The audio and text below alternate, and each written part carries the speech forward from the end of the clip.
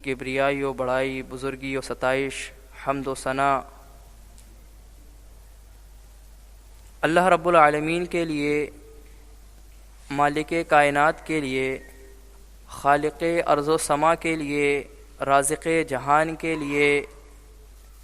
لائق و زیبا ہے، سزاوار ہے،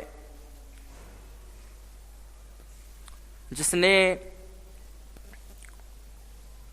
انسانوں کو بنایا، حضرت آدم کو بنایا، ان کی اولاد کو بنایا اور اس کے بعد انہیں تنہا نہیں چھوڑا کہ وہ جس طرح چاہیں زندگی گزاریں، اور انسانوں میں، حیوانات میں کوئی فرق باقی نہ رہے، بلکہ اللہ رب العالمین نے انسانوں کی رشد و ہدایت کے لیے وقتاً فوقتاً انبیاء اکرام کے سلسلے کو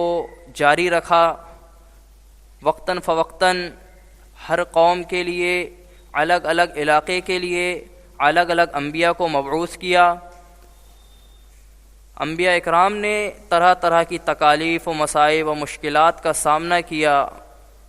اللہ کے دین کے لیے دن و رات کو ایک کیا، جس طرح سے اللہ رب العالمین قرآن مجید میں فرماتا ہے حضرت نوح کے متعلق کہ ربی انی دعوت قومی لیلا ونہارا فلم یزدہم دعائی الا فرارا، کہ حضرت نوح نے کہا اے اللہ میں اپنی قوم کو دن و رات دعوت دیتا ہوں، لیکن وہ دعوت ان پر کوئی اثر نہیں کرتی، جب بھی میں انہیں تیرا کلام سناتا ہوں یا تیری طرف بلاتا ہوں تو وہ اپنے کانوں میں کپڑوں کو ٹھونس کر کے بھاگنے لگ جاتے ہیں۔ اسی طرح کی اور بھی تکالیف کا سامنا کرنا پڑا، حضرت ابراہیم کو اپنے گھر سے بے گھر ہونا پڑا، اپنے والد سے رشتہ کاٹنا پڑا، اور اسی طرح سے حضرت لوط کو اپنی بیوی سے، حضرت نوح کو اپنے بیٹے سے رشتہ کاٹنا پڑا۔ وجہ کیا تھی؟ وجہ وہی تھی جس کی وجہ سے آج رشتے کٹتے ہیں، جس کی وجہ سے آج ہمارے رشتے کٹتے ہیں، اور اسی وجہ سے انبیاء اکرام کے بھی رشتے کٹتے تھے کہ نبی بھی کہتے تھے لا الہ الا اللہ، اور آج ہم بھی یہی کہتے ہیں لا الہ الا اللہ، اللہ کے سوا کوئی معبود نہیں، کوئی خالق نہیں، کوئی مالک نہیں، کوئی رازق نہیں، کوئی دینے والا نہیں، کوئی بگڑی بنانے والا نہیں۔ اللہ رب العالمین کا بے شمار فضل و کرم نازل ہو تمام ہی انبیاء اکرام پر، درود و سلام نازل ہو بالخصوص احمد مجتبیٰ محمد مصطفیٰ جناب عربی محمد رسول اللہ صلی اللہ علیہ وسلم پر۔ آپ نے بھی بے شمار تکالیف و مصائب کا سامنا کیا، اور آپ کی زندگی ہمارے لیے اسوہ اور نمونہ ہے، اور ہم یہ جانتے ہیں، یہ پڑھتے ہیں کہ کس طرح سے آپ صلی اللہ علیہ وسلم کو اپنے گھر سے تو گھر سے، اپنے شہر سے، اپنے وطن سے تک ان کو بے گھر کیا گیا، ان کے شہر سے ان کو نکالا گیا۔ اور یہ تو لوگوں کی ایک طریقے سے کہہ لیں سنت رہی ہے کہ جب بھی کوئی ان کو نہ رب کی طرف بلاتا ہے، جب کہتا ہے کہ تمام کا انکار کر کے ایک اللہ سے جڑ جاؤ، تو لوگ اس کے مخالف ہو ہی جاتے ہیں۔ جس طرح سے نبی کریم نے کما حق ہم تک دین کو پہنچایا، صحابہ اکرام نے بہت ہی زیادہ محنتیں کی، کاوشیں کی، مشقتیں اٹھائیں، قرب و آلام میں رہنے کے باوجود ہم تک دین کو صحیح اور کما حق پہنچایا۔ لیکن جب دین کے فرقے بننا شروع ہوئے، خوارج نکلنا شروع ہوئے، معتزلہ بننا شروع ہوئے، ماتریدیہ بننا شروع ہوئے، اشعریہ بننا شروع ہوئے، اسی طرح سے اور بھی الگ الگ جب فرقے اور فریق بننے لگ گئے، جماعتیں بننے لگ گئیں، تو انہوں نے اپنے اپنے طریقے سے دین کی، قرآن کی، اسلام کی تعویلات پیش کرنا شروع کر دی، اور وہ سلسلہ اتنے آگے تک جا پہنچا کہ لوگوں میں سے چند بدبختوں نے ختم نبوت کے تاج کو نبی کریم کے سر سے اتارنے کی کوشش کی، لوگوں نے نبوت کا دعوت تک کرنا شروع کر دیا، لوگوں نے نبی کریم صلی اللہ علیہ وسلم کے فرامین کو مشکوک بنانے کی کوشش کی، اللہ کے قرآن کو مشکوک بنانے کی کوشش کی۔ اللہ کے رسول صلی اللہ علیہ وسلم کے فرمان کو جس نے مشکوک بنانے کی کوشش کی، وہ آج بھی ہمارے درمیان موجود ہے، اور یہ کہتے ہوئے نظر آتے ہیں کہ قرآن اور حدیث میں تضاد نظر آتا ہے، یہ دونوں ایک دوسرے کے مقصر ہیں، یعنی قرآن کچھ بات کرتا ہے، حدیث کچھ بات کرتا ہے، حالانکہ انہیں اس چیز کا علم نہیں ہے۔ ہم نے پچھلے جمعہ بھی اس چیز پر روشنی ڈالی تھی۔ آج بھی مختصر اور چند جو باتیں رہ گئی ہیں ان کو رکھنے کی کوشش کی جائے گی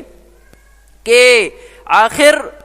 کس طرح سے اور کیا اہمیت اللہ کے رسول صلی اللہ علیہ وسلم کے فرامین کی ہمارے دین و اسلام میں قرآن نے اور اللہ رب العالمین نے بتلائی ہے۔ تو میں نے یہ بتلایا تھا کہ جو بھی یہ کہتا ہے کہ ہمیں حدیث کی ضرورت نہیں ہے، ہمارے لیے قرآن کافی ہے، تو وہ سب سے پہلا اعتراض قرآن پر ہی کرتا ہے۔ اب دیکھیں خوارج ہے تو خوارج نے جو سب سے پہلے اللہ کے رسول کی جب احادیث کا انکار کیا، جب صحابہ اکرام کی احادیث، صحابہ اکرام سے جو احادیث آ رہی تھی ان کی تنقیص کرنا شروع کی، تو اس سے قرآن میں تعویلات کرنا شروع کر دی انہوں نے، یعنی قرآن کا بھی انکار لازم آ گیا۔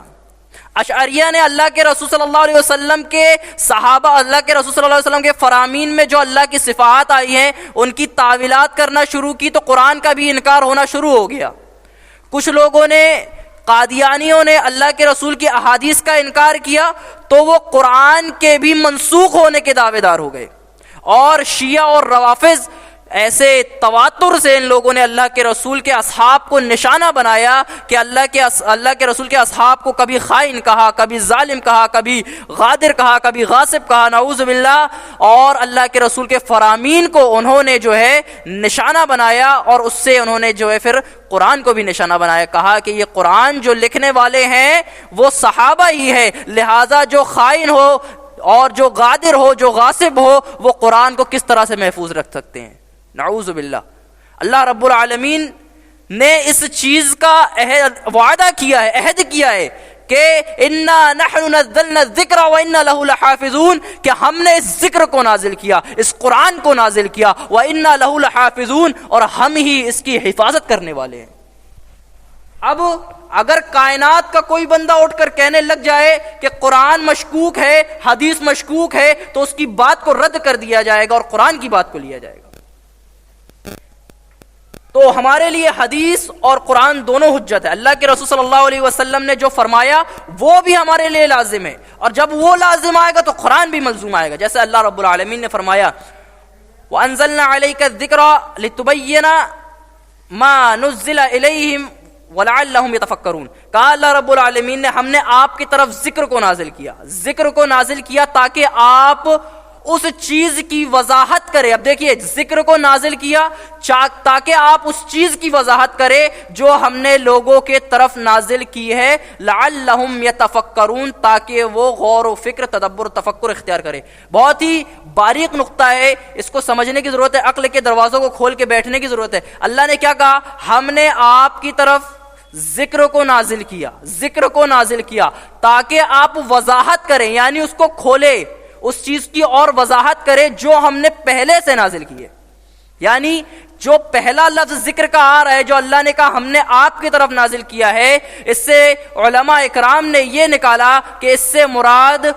وحی غیر مطلول، یعنی جس کی تلاوت نہیں کی جاتی، یعنی احادیث ہے جو اللہ کے رسول صلی اللہ علیہ وسلم کی طرف کی جاتی تھی، وہ بھی وحی کی ایک قسم ہے۔ وہی دو قسم کی ہوتی ہے، ایک مطلوع ہے، غیر مطلوع، یعنی مطلوع وہ ہے جو قرآن میں جس کی تلاوت کی جاتی ہے، اور وہی غیر مطلوع وہ ہے جو احادیث ہے جس کی تلاوت نہیں کی جاتی۔ تو اللہ کے رسول صلی اللہ علیہ وسلم کی طرف وہی نازل کی جاتی، کس لیے؟ کہ آپ جو ہیں وضاحت کریں ان احکامات کی جو پہلے سے نازل کیے گئے، یعنی قرآن مجید میں۔ قرآن مجمل اور حدیث مفصل ہے۔ قرآن میں جو کوئی بھی لفظ آیا ہے وہ تعمیم پہ دلالت کرتا ہے، یعنی عام حکم ہے، اس میں تمام لوگ شامل ہو جاتے ہیں۔ لیکن پھر اللہ کے رسول صلی اللہ علیہ وسلم اگر کسی چیز کو کہتے ہیں تو وہ تخصیص ہو جاتی ہے، وہ خاص ہو جاتا ہے کہ اس میں سے یہ لوگ بچے ہوئے ہیں۔ ایک اور آیت دیکھتے پھر اس کی مثال بھی دیکھیں گے ہم۔ اللہ رب العالمین نے فرمایا کہ وَأَنزَلْنَا عَلَيْكَ الْكِتَابَ وَالْحِكْمَةَ وَعَلَّمَكَ مَا لَمْ تَكُنْ تَعْلَمُ وَكَانَ فَضْلُ اللَّهِ عَلَيْكَ عَظِيمًا، کہ اللہ رب العالمین نے آپ کی طرف کتاب نازل کی، ٹھیک ہے، کتاب نازل کی اور حکمت نازل کی۔ اب دیکھیے ہر وحی جو ہے وہ قرآن نہیں ہو سکتی، لیکن ہر قرآن وحی ہے۔ قرآن میں جو بھی چیزیں ہیں تمام کی تمام وحی ہیں، لیکن جو بھی وحی ہے وہ قرآن نہیں ہو سکتا۔ جس طرح سے قرآن پورا کا پورا حکمت ہے، اس میں اللہ رب العالمین کی نشانیاں ہیں، لیکن ہر نشانی قرآن نہیں ہو سکتا۔ یعنی اگر کوئی حکیم ہے، اس کو حکمت آتی ہے، کوئی اس کو تجربہ آتا ہے، وہ کسی کا علاج کر دیتا ہے تو اس کو حکمت کہا جاتا ہے، حکیم حکمت۔ تو اگر وہ علاج کر دیتا ہے تو کیا وہ جو علاج کر رہا ہے وہ قرآن ہے؟ نہیں، وہ قرآن نہیں ہوگا. لیکن قرآن میں جو آیات ہیں وہ پوری کی پوری حکمت ہے. اسی طرح سے ہر جو احادیث ہے وہ وحی تو ضرور ہے لیکن وہ قرآن نہیں ہے. اور جو ہر قرآن وحی ہے اور ہر وحی جو ہے قرآن نہیں ہے، حدیث ہے اور کچھ قرآن ہے. تو اللہ نے کہا کہ ہم نے آپ کی طرف کتاب اور حکمت نازل کی، وَعَلَّمَكَ مَا لَمْ تَكُنْ تَعْلَمُ، اور آپ کو وہ چیزیں سکھائیں جو آپ نہیں جانتے تھے. یہ اللہ کا آپ پر بہت بڑا فضل ہے. اب دیکھیے یہ بات اس قرآن میں جو آئی ہے یہ نحوی اعتبار سے بھی صحیح ہے اور قرآن کے اعتبار سے بھی صحیح ہے. اگر اس حکمت سے مراد یعنی اب اگر کہا جائے کہ ہم کو صرف قرآن ہی کافی ہے، ہمیں حدیث کی ضرورت نہیں ہے، جو لوگ یہ کہیں کہ ہم کو حدیث کی ضرورت نہیں ہے تو اس آیت سے وہ لوگ کیا سمجھیں گے؟ اللہ نے کہا ہم نے کتاب نازل کی اور حکمت نازل کی، تو حکمت نازل کی کا کیا مطلب ہے؟ اللہ رب العالمین نے کہا نا کہ ہم نے ان میں سے ان کے اوپر ایک رسول بھیجا، ان کے پاس ایک رسول بھیجا تاکہ وہ ان کی آیتیں ان پر تلاوت کرے اور ان پر کتاب و حکمت کی تلاوت کرے.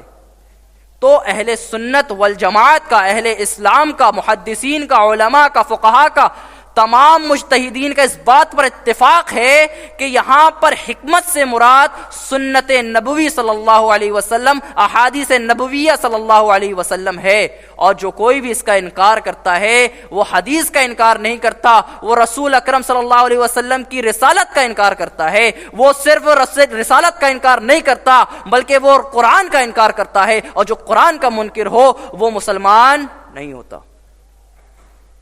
تو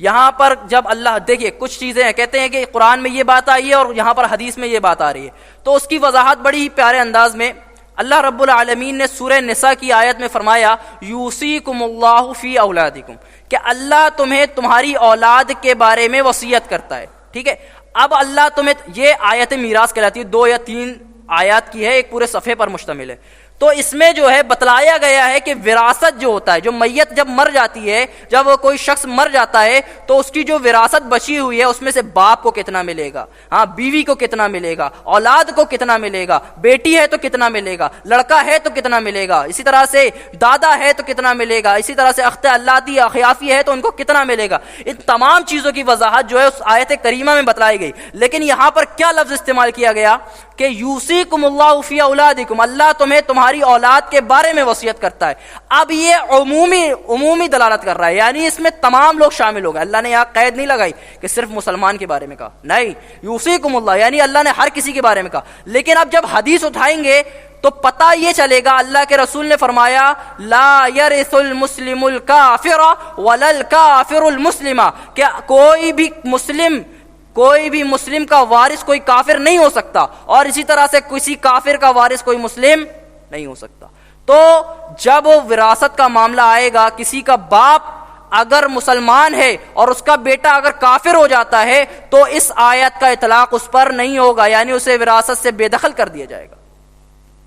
اب اگر صرف قرآن کی کوئی بات کرے تو اس آیت کے مطابق وہ فیصلہ کر کے دکھائے کہ یہ صحیح کیسے ہے، یہ غلط کیسے. اب کس طرح سے فیصلہ کریں؟ اور اسی طرح اللہ کے رسول نے یہ بھی فرمایا پھر آگے کہ ولل کافر المسلم، اور کافر کا اگر کسی کا باپ ہے تو وہ اپنی اولاد اگر مسلم ہے تو اس کو چاہے تو کچھ دے اور چاہے تو نہ دے. یہ اللہ رب العالمین نے فرمایا. اسی طریقے سے اور بھی ایک آیت ہے کہ تمہارے اوپر تمہاری مائیں، تمہاری بہنیں، تمہاری پھوپھیاں، تمہارے خالائیں حرام کی گئی ہیں نکاح کے لیے. اب اللہ کے رسول کے ایک حدیث سے اور وضاحت ہوتی ہے کہ ایک نکاح میں 2 بہنوں کو رکھنا جائز نہیں ہے. حدیث میں آئیں گے تو آپ کو پتہ چلے گا کہ پھوپھی اور بھتیجی کو ایک نکاح میں رکھنا جائز نہیں ہے، خالہ اور بھانجی کو ایک نکاح میں رکھنا جائز نہیں ہے. جب آپ صرف قرآن کو لے لیں گے جو کہ مجمل ہے تو آپ حدیث کی طرف نہیں جائیں گے تو رشتے خراب ہو جائیں گے. حدیث اس لیے ہمارے لیے ضروری ہے. اب اسی طریقے سے قرآن اور حدیث کے اوپر اختلاف کرنے والے بہت سے لوگ آئے اور یہ قیامت تک آتے رہیں گے، کیونکہ یہ اس امت کا جو ہے نا ایک فتنہ ہے، آزمائش ہے. یہ ہمارے اوپر عذاب مسلط کیا گیا ہے کہ ہم رجوع نہیں کر رہے قرآن اور حدیث کی طرف. اب دیکھیے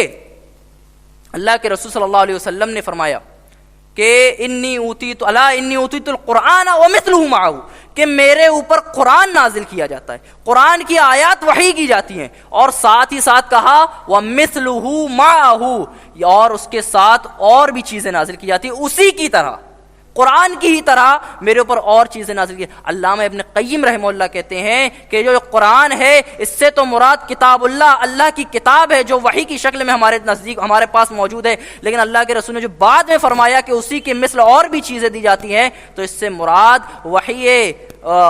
خفیہ ہے، یعنی جو اللہ کے رسول کی احادیث ہیں، جو اللہ کے رسول کی سنتیں ہیں، وہ ہے اس سے مراد۔ آگے چلیں، ابو امامہ رضی اللہ، اب دیکھیے یہاں پر بھی ایک بہت ہی پیاری حدیث آ رہی ہے اللہ کے رسول صلی اللہ علیہ وسلم کی۔ ابو امامہ رضی اللہ تعالیٰ عنہ اس کے راوی ہیں، کہتے ہیں کہ اللہ کے رسول صلی اللہ علیہ وسلم نے اس حدیث میں جو فرمایا ہے اس پر غور کرنے کی ضرورت ہے۔ علامہ سیوطی نے اس حدیث کی سند کو حسن کہا ہے الحاوی للفتاوی کے اندر، اور حافظ ابن حجر نے فتح الباری کے اندر اس کی سند کو حسن کہا ہے، حسن کا درجہ قرار دیا۔ تو کہا کیا، اللہ کے رسول صلی اللہ علیہ وسلم نے ارشاد فرمایا کہ ربیعہ اور مضر کے لوگ جنت میں داخل ہوں گے بہت زیادہ ایک آدمی کی سفارش پر، ایک آدمی سفارش کرے گا اور ربیعہ اور مضر کے لوگ جو ہیں وہ لوگ جنت میں داخل کر دیے جائیں گے۔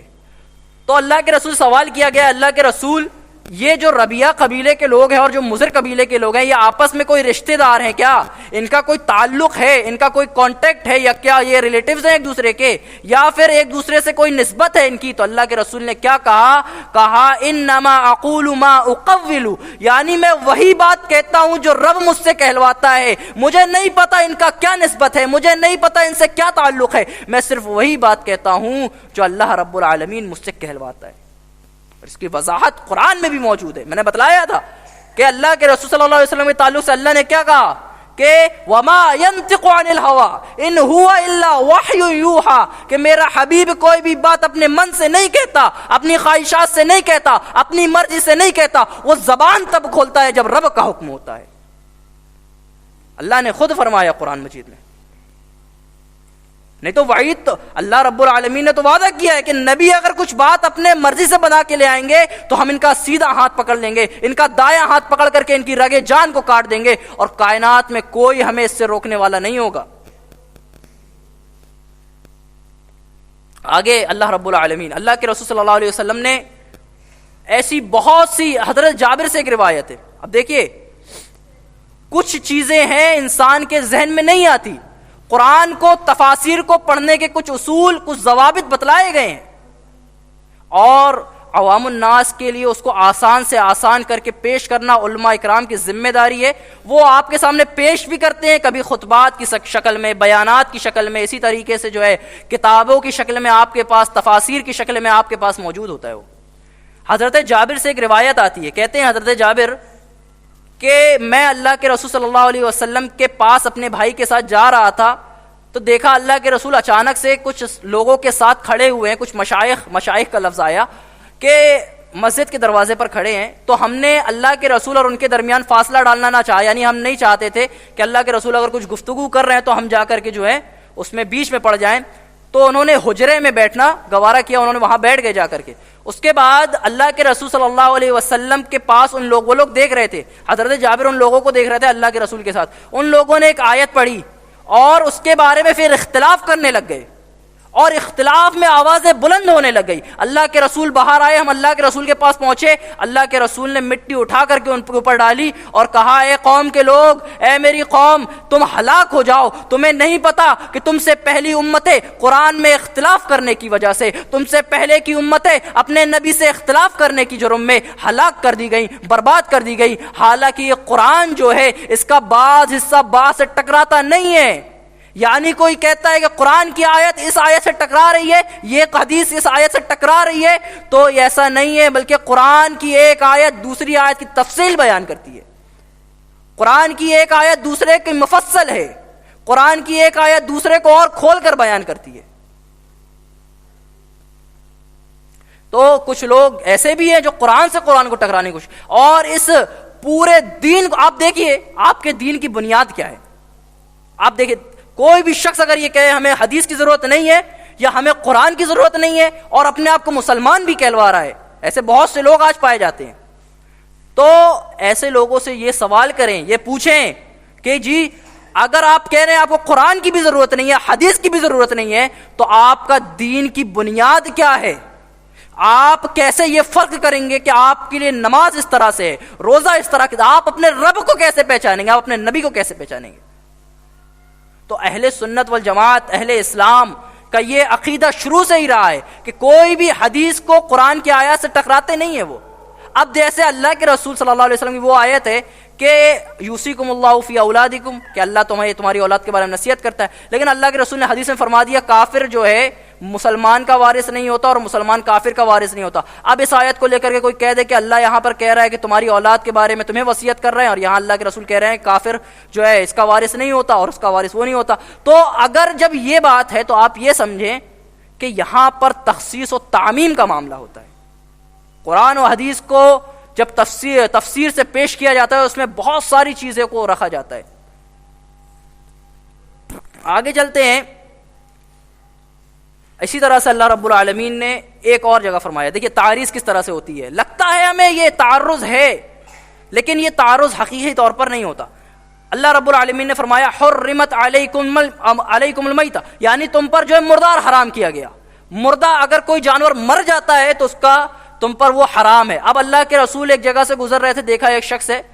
وہ کیا کر رہا ہے، بکری جو ہے مری ہوئی اس کو پھینکنے لے جا رہا ہے، تو اللہ کے رسول نے کیا کہا کہ اس کو کیا کر رہے ہو؟ تو کہا یہ مر گئی ہے اللہ کے رسول۔ تو اللہ کے رسول نے کہا کہ اس کی کھال کو نکال لو، اس کی کھال کو نکال لو اور اس میں جو ہے دباغت دے دو۔ اس میں جو ہے کلر کر دیا جاتا تھا پہلے کے زمانے میں، اور اس کے جو برتن بنا لیے جاتے تھے، اس میں پانی بھر لیا جاتا تھا۔ تو اللہ کے رسول نے کہا اسے دباغت دے دو یا رنگ دو اور اسے اپنے استعمال میں لے آؤ۔ اب اگر کوئی کہے اللہ رب العالمین نے حرام قرار دیا تو اللہ کے رسول کیسے اس کو جائز قرار دے رہا ہے؟ تو یہاں پر بھی تخصیص و تعمیم، یہاں پر کھال کو استعمال کرنے سے نہیں روکا گیا، یہاں پر اس کے گوشت کو کھانے سے منع کیا گیا۔ اب کوئی صرف آیت کو پڑھ کر کے اس سے استدلال کرنا بیٹھ جائے اور عالم بننا بیٹھ جائے تو اللہ کے رسول صلی اللہ علیہ وسلم نے جب یہ فرمایا تھا کہ تم سے پچھلی قومیں جو ہیں قرآن کتاب کے بعض حصے کو بعض سے ٹکرانے کی وجہ سے ہلاک کر دی گئیں، تو ساتھ میں یہ بھی فرمایا کہ تم جو ہے قرآن کی جو باتیں تم کو سمجھ آتی ہے اس پر عمل کرو، اور جو باتیں سمجھ نہیں آتی فردوہ الی عالمہ، تو اس آیت کو کسی عالم سے سمجھنے کی کوشش کرو، علماء حق سے سمجھنے کی کوشش کرو۔ تو یعنی ایسے بھی لوگ ہماری امت میں آئیں گے ہی آئیں گے، کیونکہ اللہ کے رسول کی حدیث ہے نا کہ اتا علی امہ علی، اللہ کے رسول نے کہا کہ میری لیاتین علی امتی ما اتا علی بنی اسرائیل، کہ میری امت پر ہر وہ چیز آئے گی جو بنی اسرائیل پر آئی تھی۔ تو ہم ان کی پیروی تو کریں گے ہی کریں گے۔ ہماری قوم، ہماری ملت میں، امت مسلمہ میں ایسے لوگ آئیں گے جو بالکل کمثل یہودی ہوں گے، اور آج بھی ایسے لوگ ہیں، تہذیب میں نصارہ، تمدن میں ہنود، یہ مسلمان ہیں جنہیں دیکھ کے شرمائے یہود۔ کیا ہمارا دین ضابطۂ حیات نہیں ہے؟ کیا ہمارے نبی نے یہ نہیں بتلایا کہ پیدا ہونے کے بعد بچے کی تربیت کس طرح سے کرنا، نام کس طرح سے رکھنا، عقیقہ کس طرح سے کرنا، اس کو تعلیم و تربیت کس طرح سے دینا، اس کے بعد جب وہ بچہ مر جائے 60 سال 70 سال کی عمر میں جا کر کے تو اس کی تدفین کس طرح سے کرنا، اس کے لیے دعا کس طرح سے کرنا؟ کہ اللہ کے رسول نے نہیں فرمایا؟ کیا نہیں بتلایا؟ یہاں تک کہ پیدائش سے پہلے اگر کوئی اپنی بیوی سے ہم بستری کرنے جا رہا ہے تو اللہ کے رسول نے اس کے بھی آداب بتلا دیے، یعنی تمہارے سے پیدا ہونے کے پہلے کی بھی اللہ کے رسول نے تعلیم دے دی ہے، اور تمہارے مرنے کے بعد تمہارے وارثین تمہارے لیے دعا کس طرح سے کریں گے یہ بھی اللہ کے رسول نے بتلا دیا۔ جب اتنا مکمل دین اور اتنا لائق حمل و عمل والا دین، اتنا مضبوط دین ہمارے پاس ہے، تو ہم نے کیوں کر کبھی ہندوانہ رسم و رواج کو، کبھی یہودیانہ رسم و رواج کو، کبھی عیسائیوں کے رسم و رواج کو اپنی شادیوں میں شامل کر لی، اپنی تربیت میں شامل کر لی، اپنی پڑھائی میں شامل کر لی، اپنی وضع میں شامل کر لی، اپنے اخلاق میں شامل کر لی، اپنے کردار میں شامل کر لی؟ ہم سلام کرنا بھول گئے، یہودیوں کے مثل ہوتے جا رہے ہیں۔ حالانکہ یہ قرآن اور یہ دین ایسا دین ہے جو ساری دنیا میں سب سے ممتاز دین ہے۔ اللہ کے رسول نے فرمایا کہ اس امت کے آخری لوگوں کی اصلاح بھی اسی کلام پر ہوگی، اسی بات پر ہوگی جس پر ان کے پہلوں کی اصلاح کی گئی تھی۔ یعنی اگر عروج چاہتے ہو زوال سے بچ جائیں، چاہتے ہو کامیابی حاصل ہو جائے، قرآن کو ایک ہاتھ میں تھام لو اور اللہ کے رسول کے فرمان کو ایک ہاتھ میں تھام لو، تم کامیاب ہو جاؤ گے۔ کامیابی تمہارے قدم چومے گی۔ لوگ کامیابی کو سر پہ اٹھائے پھرتے ہیں نا، کامیابی تمہارے قدم میں نظر آئے گی تمہیں۔ اگر تم تھام تو لو. اسی طرح سے حدیث کے بارے میں ایک عبداللہ ابن سیرین رحمہ اللہ کا ایک قول ہے, محمد بن سیرین رحمہ اللہ کا قول ہے, 110 ہجری کے عالم ہے. اب دیکھیے حدیث کے بارے میں انہوں نے کہا کہ فَإِنَّ هَذَا الْحَدِيثَ دِينٌ فَانظُرُوا عَمَّنْ تَأْخُذُ دِينَكُمْ, کہ یہ جو حدیث ہے, جو اللہ کے رسول کی سنتیں, ان کا طریقہ اور ان کے اخلاق و کردار جو بتلائے جا رہے ہیں, حدیث کے طور پر ہو, نقلی طور پر ہو, یا صحابہ کے ذریعے ہم تک آیا ہے, جو احادیث کتابوں میں ہمارے تک جو پہنچی ہے, صحیح حدیثیں, کہا یہ دین کا حصہ ہے, یہ دین ہے, یہ اسلام ہے, یہ تمہارا مذہب ہے, یہ تمہارا مسلک ہے, یہ تمہارا منہج ہے. اس دین کو تم دیکھو تم کن لوگوں سے حاصل کر رہے ہو. یعنی یہ حدیثیں جو ہے نا, یہ صرف اللہ کے رسول کی جو ہے صرف سنتیں, ان کا طریقہ نہیں ہے, بلکہ یہ دین کا حصہ ہے. ان کو تھام کے رکھو گے, ان کو پکڑ کے رکھو گے, تو کل بروز قیامت تمہیں رسول اللہ صلی اللہ علیہ وسلم کی شفاعت بھی نصیب ہوگی, اور اللہ کے رسول صلی اللہ علیہ وسلم کے ساتھ کل اٹھائے بھی جاؤ گے. اگر چاہتے ہو کہ ہمارا حشر جب ہو اور جب ہم اٹھے قبروں سے, تو ہم محمد اکرم صلی اللہ علیہ وسلم کے ساتھ جو لوگ جا رہے ہیں, جو میدان محشر کی طرف جا رہے ہوں گے, تو کیا ہم ان کے ساتھ اٹھنا چاہتے ہیں, یا پھر ہم باطل مذاہب کی طرح, باطل لوگوں کی طرح, بدعقیدہ لوگوں کے ساتھ, ان کے اماموں کے ساتھ جانا چاہتے ہیں؟ یوم ندعو کل اناس بامامہم, اللہ نے کہا ہم تمام لوگوں کو ان کے اماموں کے ساتھ بروز قیامت بلائیں گے. جو جس کا امام ہوگا وہ ان کے ساتھ بلائے جائیں گے. اور اس آیت کی تشریح میں ایک مختصر سی بات بیان کر کے اپنی بات کو ختم کرتا ہوں. حدیث کے ہی تعلق سے ہے یہ. دیکھیے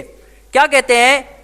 حافظ ابن کثیر رحمہ اللہ اپنی تفسیر ابن کثیر میں کیا کہتے ہیں اس آیت کے ضمن میں, کہتے ہیں هذا شرف اکبر لاصحاب الحدیث لان امامهم النبی صلی اللہ علیہ وسلم. یہ اہل حدیث, اصحاب الحدیث, محدثین کا, جو احادیث پر عمل کرتے, جو احادیث کو مانتے, جو احادیث پر اپنی زندگی گزارتے ہیں, جو اللہ کے رسول کے فرمان پر اپنی زندگی گزارتے ہیں, جو اصحاب الحدیث ہیں, ان کا یہ بہت بڑا شرف ہے کہ کل بروز قیامت ان کو اٹھایا جائے گا تو محمد اکرم کے ساتھ اٹھایا جائے گا. حافظ ابن کثیر نے اس آیت کی تشریح میں لکھا ہے. تو سوچنے کی بات ہے کہ ہمیں اپنے علماء کے ساتھ اٹھنا ہے, اپنے مشائخ کے ساتھ اٹھنا ہے, ہمارے حنفی اور فلاں جو بنا لیا جاتا ہے ان کے ساتھ اٹھنا ہے, یا محمد اکرم صلی اللہ علیہ وسلم کے ساتھ اٹھنا ہے. اگر ان کے ساتھ اٹھنا ہے تو وہ قول, وہ اقوال اور وہ باتیں جو رسول کے فرامین سے ٹکرا رہی ہیں ان کو رد کر دو, ان کو چھوڑ دو, اور نبی کے فرمان کو تھام لو. کل بروز قیامت تمہیں نبی کی شفاعت بھی نصیب ہوگی, نبی کے ہاتھ سے جام کوثر بھی نصیب ہوگا, اور نبی کے ساتھ انشاءاللہ جنت میں بھی داخلہ ملے گا. یہاں پر میں اپنی بات کو ختم کرتا ہوں, وقت اجازت نہیں دے رہا. باتیں بہت سی ہیں, فتنے بہت آتے ہیں, بس اس فتنے کے دور میں ہمیں اللہ رب العالمین سے ہر وقت یہ دعا کرنا چاہیے کہ اللہ رب العالمین ہمیں اپنے دین پر ثابت قدمی عطا فرمائے. اللہ رب العالمین جب تک زندہ رکھے, دین پر رکھے, اسلام پر رکھے, اور جب ہمارا خاتمہ ہو تو زبان پر کلمہ لا الہ الا اللہ محمد رسول اللہ. آمین. وآخر دعوانا ان الحمد للہ رب العالمین.